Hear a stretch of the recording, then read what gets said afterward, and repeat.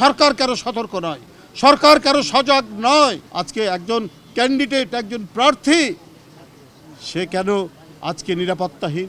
সে কেন আজকে জীবন মৃত্যুর সন্ধিক্ষণ?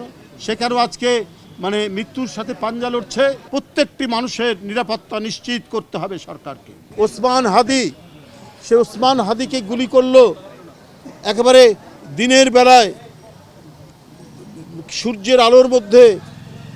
এত পুলিশ, এত র্যাব, এত আইন শৃঙ্খলা বাহিনীর সবার চোখে ধুলা দিয়ে শুনতে পাচ্ছি যে সে নাকি বাংলাদেশ থেকে চলে গেছে, এখন বাংলাদেশের বাইরে। তাহলে এটা কি করে সম্ভব? আজকে যে সরকার আছেন, সেই সরকারের প্রতি অন্যান্য গণতান্ত্রিক রাজনৈতিক দল যারা 15.5 বছর 16 বছর সংগ্রাম করেছে, প্রত্যেককেই তাকে সমর্থন দেয়। কিন্তু হাদির মতো একজন সুস্পষ্ট ভাষ্যকার, সুস্পষ্ট উচ্চারণে যে কথা বলে, সে ছেলেটি আজকে জীবন মৃত্যুর সন্ধিখানে সেখানে লড়ছে। কেন আজকে এই পরিস্থিতি হবে? কেন আজকে দেশের মানুষের নিরাপত্তা তো সরকারের হাতে। এই সরকার প্রত্যেকেরই সমর্থিত সরকার। সে একজন ক্যান্ডিডেট, সে একজন প্রার্থী, নির্বাচনের প্রার্থী, এবং সে স্বতন্ত্র প্রার্থী।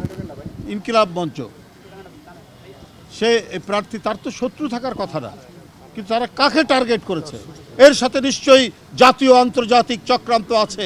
আজকে পার্শ্ববর্তী দেশ ভারত থেকে শেখ হাসিনা তার নানা অডিওর মধ্যে উস্কানি দিচ্ছেন, আক্রমণের কথা বলছেন।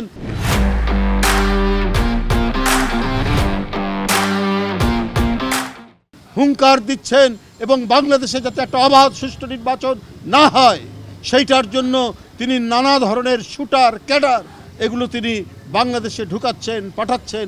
এই কথাগুলো তো আমি নিজে বানিয়ে বলছি না, এই কথাগুলো আপনি আজকে প্রায় সংবাদপত্রে দেখতে পাবেন যে কি পরিস্থিতি তৈরি করেছে। তাহলে সরকার কেন সতর্ক নয়, সরকার কেন সজাগ নয়? অন্তর্বর্তীকালীন সরকার মানুষ তার নিরাপত্তারও দায়িত্ব দিয়েছে, সে কেন নিরাপদ হচ্ছে না? আজকে তো পাড়ায় মহল্লায় থানা আছে, পুলিশ স্টেশন আছে, র্যাবের অফিস আছে। তাহলে আজকে একজন ক্যান্ডিডেট, একজন প্রার্থী, সে কেন আজকে নিরাপত্তাহীন? সে কেন আজকে জীবন মৃত্যুর সন্ধিক্ষণ? সে কেন আজকে মৃত্যুর সাথে পাঞ্জা লড়ছে? কারা কারা তারা যারা আজকে এই আক্রমণ করছে? তাই বন্ধুরা আমি আমার বক্তব্য এখানে দীর্ঘায়িত করছি না। আমরা সুন্দর একটি ঘটনা, সুন্দর একটি বিষয়ের উপর আমরা এখানে দেখতে এসেছি। রুহুল ভাইয়ের এই যে পশুপালন, প্রাণী পালন, এগুলো আমরা দেখতে এসেছি আমাদের ভারপ্রাপ্ত চেয়ারম্যানের পক্ষ থেকে। কিন্তু তারপরেও আজকে একজন সচেতন মানুষ হিসাবে, একজন রাজনৈতিক কর্মী হিসাবে এটা আপনাদের মাধ্যমে জাতির কাছে তুলে ধরা। প্রত্যেকটি মানুষের নিরাপত্তা নিশ্চিত করতে হবে সরকারকে।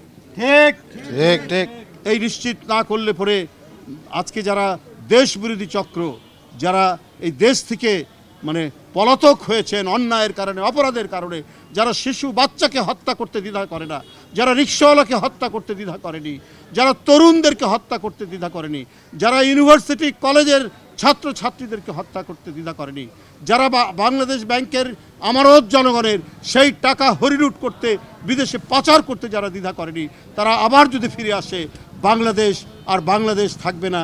এই বাংলাদেশকে তারা একটি রক্তাক্ত বদ্ধভূমিতে পরিণত করবে। তাই আজকে যাতে শুভবুদ্ধির উদয় হয়, আজকে মানবপ্রেমিক, মানবতাবাদী এবং যারা এই দেশের স্বাধীনতা সার্বভৌমত্বে বিশ্বাস করে, গণতন্ত্রে বিশ্বাস করে, প্রত্যেকটি মানুষ ঐক্যবদ্ধ হয়ে আজকে এই সমস্ত দুষ্কৃতিকারীদের বিরুদ্ধে ঐক্যবদ্ধ থাকতে হবে, এবং সরকারকেও সদা সতর্ক থাকতে হবে।